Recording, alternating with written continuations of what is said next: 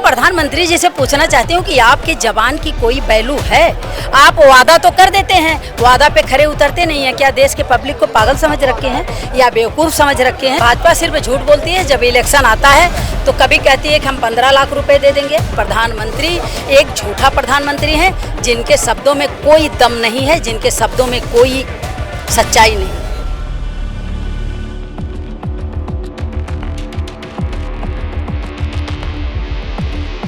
अब मोदी जी तो कन्वर्टेड है, पहले तो इनका वो ओबीसी समाज से आते ही नहीं थे, वो तो जबरदस्ती ओबीसी समाज मुख्यमंत्री रहते हुए किया। लिस्ट में लिस्ट आती है बड़े लेवल पर, जो है 67,867 की लिस्ट आती है, उसमें पता चलता कि ओबीसी और एससी के बहुत बड़े लेवल पर जो है आरक्षण में घोटाला होता है। सर, इस आंदोलन के पीछे की क्या वजह है? आप जो पोस्टर हाथ में लेकर खड़े हैं, इसके पीछे की क्या वजह है? एक्चुअली में मुझे शौक नहीं लगा। हम लोग जो है 69,000 शिक्षक भर्ती जो 18 में आई थी, 2020 में लिस्ट आती है बड़े लेवल पर, जो है 67,867 की लिस्ट आती है, उसमें पता चलता कि ओबीसी और एससी के बहुत बड़े लेवल पर जो है आरक्षण में घोटाला होता है। लेकिन हम लोग आंदोलन करते, सरकार नहीं बनती, राष्ट्रीय पिछड़ा वर्ग आयोग जाते तो वहाँ से रिपोर्ट आता है, पता चलता कि आरक्षण में घोटाला हुआ है। लेकिन उसके बावजूद भी सरकार जो है उस पर कान पे जू नहीं रखता है। फिर हम लोग जानते हैं माननीय कोर्ट में जाते हैं, सिंगल बेंच में जीत होती है, डिवीजन बेंच में जीतती है। डिवीजन बेंच में जीत मिलने के बावजूद भी माननीय मुख्यमंत्री जी का, योगी आदित्यनाथ जी का ट्वीट आता कि हम पिछड़े दलित अभ्यर्थियों के साथ हैं। 11 महीने हो गए, करीब 20 डेट लग गया, लेकिन सरकार की तरफ से कभी भी कोई अधिवक्ता जा करके केस को मेंशन भी नहीं करा है और न अभी तक सरकार के तरफ जो है एक्टिव पहल दिखाई रहे। तभी से हम लोग पिछले 4 सालों से लखनऊ के सड़कों से लेकर के दिल्ली तक हम लोग आंदोलित हैं। गांव-गांव गए थे, जगह जगह हर प्लेटफॉर्म पर हम लोग, पक्ष विपक्ष कोई ऐसा देश का नेता नहीं जहां हम लोग नहीं गए होंगे, लेकिन अभी तक हमको न्याय नहीं मिला। इसलिए आज हम लोग जो है राहुल गांधी जी के नेता प्रतिपक्ष होने के नाते उनसे जो है अपना बात पीड़ा कहने आए हैं कि आप जो पिछड़े का जो है बीड़ा थामे हैं, हमें सदन के माध्यम से, जो हर प्लेटफॉर्म के माध्यम से हमारी आवाज़ को उठाएं और हम लोग को जो है पिछड़े दलितों को नियुक्ति दिलाएं। तो सर, आपको क्या लगता है कि ऐसे हाथ में पोस्टर लेके यहाँ इस सम्मेलन के बाहर खड़े होकर आपको न्याय मिलेगा? बिल्कुल मिलेगा। हाई कोर्ट से हम लोग का रोड पर चलने का, रोड पर ही जो है आंदोलन करने का देन है कि आज हम लोग का जो है हाई कोर्ट से जीत हुई है। और नहीं तो और यही माननीय मुख्यमंत्री जी जो कहा करते थे कि एक भी सीटों का घोटाला नहीं है, लेकिन माननीय मुख्यमंत्री जी ने इसको स्वीकार किया। ओबीसी एससी का हकों को डकैती डाली गई, उन्होंने 6100 की लिस्ट निकाली, मोहर लगाई, लेकिन अभी तक हमको जो है स्कूल नहीं मिले।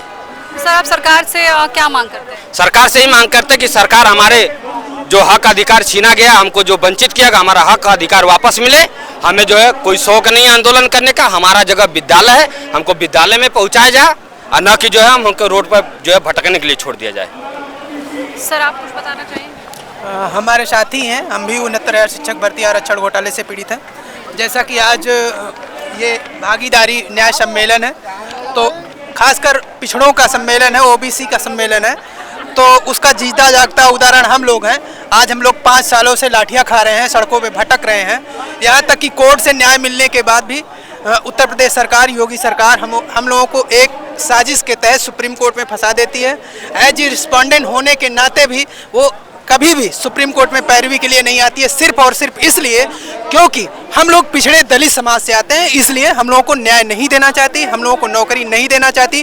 तभी हम लोग 5 सालों से इस लड़ाई को निरंतर लड़ते आ रहे हैं, सड़कों पे लाठियां खा रहे हैं, आंदोलन कर रहे हैं, कोर्ट में भटक रहे हैं। ज़्यादातर ओबीसी एससी समाज में कोई भी अच्छी फैमिली से नहीं आता, इतना ज़्यादा ताकतवर नहीं होता है, पैसे से लेके हर चीज़ तक, कि वो सुप्रीम कोर्ट में एक हेयरिंग के कम से कम 15 लाख रुपए लगते हैं, जिसको हम लोग इतना ज़्यादा वहाँ पे सहन कर पाएँ और हम लोग इतनी ये लड़ाई लड़ पाएँ। इसलिए ये जो भी विपक्ष के हैं, कोई भी ऐसी पार्टी नहीं जिसके पास हम लोग नहीं गए हों, चाहे नेता प्रतिपक्ष हों या सरकार के रहे हों, सबके दरवाजे गए हैं। हम लोगों ने आंदोलन किया है, उनसे न्याय की मांग की है, लेकिन अभी कहीं से हमें न्याय मिलता दिखाई नहीं दे रहा। सुप्रीम कोर्ट में हम लोग ऑलरेडी फंसे हुए हैं। मैम, आप ये चीज़ बताइए कि कहीं पे भी जब चुनाव होते हैं, जैसे अभी आपको पता होगा शायद कि बिहार में विधानसभा चुनाव होने हैं, राहुल गांधी लगातार वहाँ दौरे करते नजर आए, तो कहीं पे भी ये चुनाव से पहले ही जातिगत मुद्दा क्यों उठाया जाता है? जाति का, हमारी कांग्रेस पार्टी जाति का मतलब नहीं होता। जो हमारे देश के प्रधानमंत्री सबको गुमराह करने में लगे हैं, सबको गुमराह कर रहे हैं कि हिंदू मुसलमान, SC ST OBC जनरल, जो ये सबको गुमराह कर रहे हैं, तो राहुल गांधी सबको जागरूक कर रहे हैं कि OBC में इतनी शक्ति है। आप लोग अपना हक मांगो, आप अपने हक की लड़ाई लड़ो, संविधान की रक्षा करो, संविधान बचाओ। SC ST है, OBC है, जनरल है, राहुल गांधी सबको लेके चलते हैं। प्रधानमंत्री का काम है ये सबको अलग अलग करना। राहुल गांधी का, गांधी परिवार का काम नहीं है अलग अलग करना। देश की आज़ादी से लेकर आज तक देश की रक्षा, देश के अगर अच्छा काम किया गया है तो कांग्रेस पार्टी ने किया है, आज तक भाजपा ने नहीं किया। तो मैम अगर देश में समानता लाना है, संविधान की रक्षा करनी है, तो मैम ये बिना OBC SC ST जातिवाद के भी तो हो सकता है। ऐसी चर्चा क्यों नहीं होती है कि सब कुछ समानता पे रखें? मीटिंग का मतलब नहीं है कि हम ये अलग कर रहे हैं, हम इतना जागरूक कर रहे हैं कि देखो इतनी संख्या में OBC के लोग इतने शक्तिशाली हैं, इतने शक्तिशाली SC ST के लोग हैं, जो प्रधानमंत्री जी सबको गुमराह कर रहे हैं। तो वो जागरूक किया जा रहा है कि हम जो चाहेंगे वो होगा। संविधान की रक्षा सिर्फ कांग्रेस पार्टी करती है, ना कि भाजपा। भाजपा सिर्फ झूठ बोलती है। जब इलेक्शन आता है तो कभी कहती है कि हम 15 लाख रुपए दे देंगे, कभी कहते हैं हम 2500। अब की जो चुनाव आया है उसमें मोदी जी ने बोला था कि हर महिला को हम 2500 रुपए देंगे, और दिवाली और होली को 2 सिलेंडर फ्री दिया जाएगा, सिलेंडर का रेट 500 किया जाएगा। मैं प्रधानमंत्री जी से पूछना चाहती हूँ कि आपकी जबान की कोई वैल्यू है? आप वादा तो कर देते हैं, वादा पे खरे उतरते नहीं हैं। क्या देश के पब्लिक को पागल समझ रखे हैं या बेवकूफ़ समझ रखे हैं? देश की पब्लिक अब जागरूक हो चुकी है। देश की पब्लिक को समझ में आ गया है कि प्रधानमंत्री एक झूठा प्रधानमंत्री हैं, जिनके शब्दों में कोई दम नहीं है, जिनके शब्दों में कोई सच्चाई नहीं। ये समानता की बात कर रही है तो फिर आई कार्ड पे OBC क्यों लिखना है? नॉर्मल कांग्रेस भी तो लिख सकते थे। सबको एकदम गुम कर दिए, सबको झूठ की लहर में तैरा दिए। इसलिए सबको जागरूक किया जा रहा है कि आपके अंदर इतनी दम है कि देश की सुरक्षा कर सकते हो, देश की रक्षा कर सकते हो, चाहे OBC हो, चाहे SC हो, चाहे ST हो। सभी मिल के देश की रक्षा करेंगे, सभी मिल के संविधान की रक्षा करेंगे।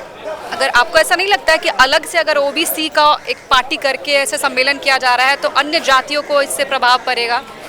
अलग जाति का अलग वोट लेने का काम हमारे देश के प्रधानमंत्री करते हैं, राहुल गांधी नहीं करते। हम किसी को सम्मानित कर रहे हैं, अलग अलग देश में इतनी जनता है, इतनी पब्लिक है कि एक साथ तो नहीं कर पाएंगे ना, एक साथ तो नहीं किसी का सम्मान कर सकते। मैम आप अभी कह रही हैं कि राहुल गांधी बस OBC का वोट लेते, तो क्या मतलब बाकी कैटेगरीज का वोट उनको नहीं चाहिए? हमने तो नहीं बोला कि राहुल गांधी सिर्फ ना वोट ले रहे हैं। नहीं, हमने ये बोला कि राहुल गांधी, इसमें वोट का मतलब नहीं है।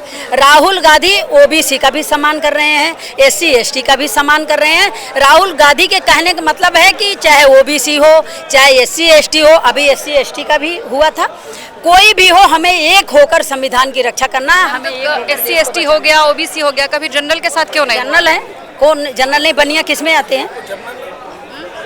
ये जनरल है, राहुल जी जनरल हैं। किसने बोला कि हम जनरल दूर हैं पार्टी से? अगर जर्नल है, EWS में है, उसको हक है, उसको मिलना चाहिए। और क्योंकि सभी बिरादरियों को, सभी ये भारत देश सभी जाति सभी धर्म का है, तो सबको साथ लेना है। हम ये नहीं कहते जर्नल को भी दो, जो EWS में 10 दे रखा है उनको देना चाहिए, हम खुद उनके हक में, और OBC को भी उनका हक मिलना चाहिए। मैडम, सन 35 के बाद में देश के अंदर जातिगत जनगणना नहीं हुई। 10% जो EWS को मिला है या OBC को 27% मिला है। एक बार जातिगत जनगणना हो जाने दीजिए, सबके सामने असलियत आ जाएगी।